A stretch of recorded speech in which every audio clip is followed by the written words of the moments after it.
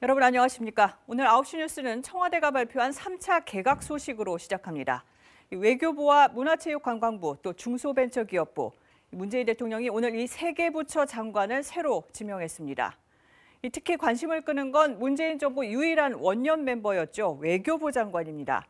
강경화 장관 후임으로 3년 동안 청와대 국가안보실장을 지냈던 정의용 외교안보 특별부 장관이 내정됐습니다. 문화체육관광부 장관에는 더불어민주당 황희 의원이, 또 오늘 사표가 수리된 박영선 전 중소벤처기업부 장관 후임에는 역시 민주당 권칠승 의원이 내정됐습니다. 그럼 청와대 연결해서 좀 더 자세히 알아보겠습니다. 우수경 기자, 우선 정의용 전 안보실장을 외교장관에 내정한 걸 어떻게 봐야 할까요?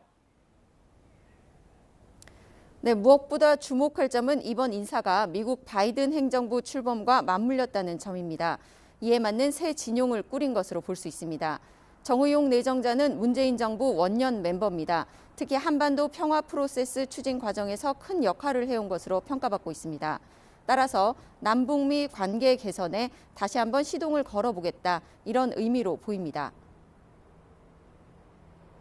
문재인 정부가 역점을 두는 한반도 평화 프로세스와 신남방, 신북방 정책도 확고히 정착 발전시키는 등 우리의 외교 지평과 위상을 한 단계 올려놓을 것으로 기대합니다.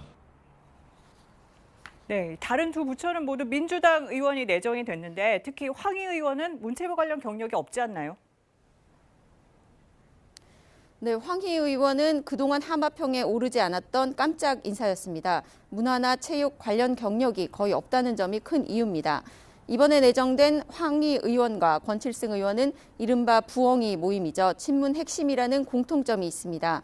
이번까지 세 차례 개각에서 9명의 국무위원이 교체되는데 5명이 친문 성향의 민주당 의원입니다. 편한 사람들만 쓰는 거 아니냐는 지적도 나오고 있는데 청와대 관계자는 출신이 중요하다고 보지 않는다, 도덕성과 전문성, 리더십 등 적임자를 찾은 것이라고 밝혔습니다. 네, 그리고 여성 장관 비율이 임기 초와 비교하면 현저히 낮아진 거죠?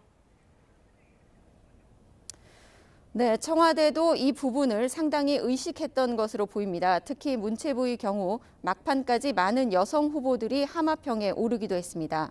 청와대는 여성 인재를 등용하기 위해서 노력하고 있다고 답했습니다. 이번이 마지막 개각이 아니냐, 이런 전망도 있었는데요.